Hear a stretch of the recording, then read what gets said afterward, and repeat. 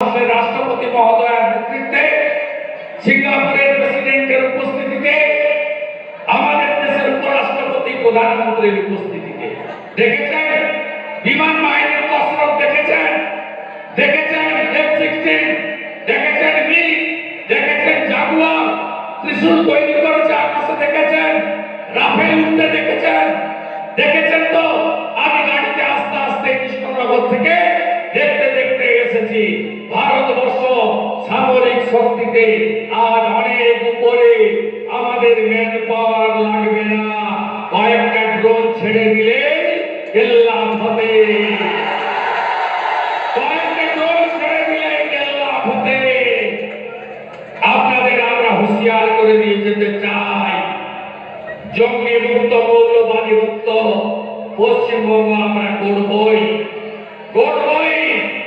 দ্বিজাতি তত্ত্বের ভিত্তিতে দেশ ভাগ হয়েছিল, মোহাম্মদ আলী জিন্নাহ মুসলমানদের জন্য পাকিস্তান, আর আমাদের দেশ ভারতবর্ষ রয়ে গেছে হিন্দুদের জন্য।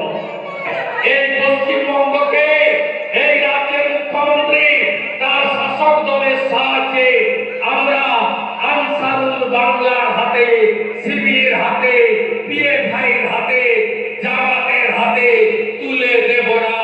আমার মাটি, আমার দেশ, জঙ্গিদের সর্বশেষ।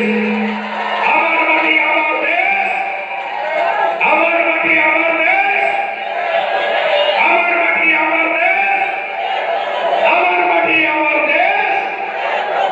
ভারত মাতা কি। আমি পঞ্চায়েতেও এসেছি, লোকসভাতেও এসেছি, আর বিধানসভাতেও আসবো। বৈষ্ণব নগরটা চাই, কিন্তু কেন চাই? কারণ বাংলাটাকে জঙ্গি মুক্ত করতে হবে। মুর্শিদাবাদে আনসারুল বাংলা জঙ্গিরা ধরা পড়ে, তার এপিক আছে, তার আধার আছে, তিনি মাদ্রাসা চালান, 3 বার ভোট দিয়েছে তৃণমূলকে। কাশ্মীরের জঙ্গি জাভেদ মুন্সি এই বাংলায় ধরা পড়ে। বাংলাকে বাঁচাতেই হবে, বাঁচাতেই হবে।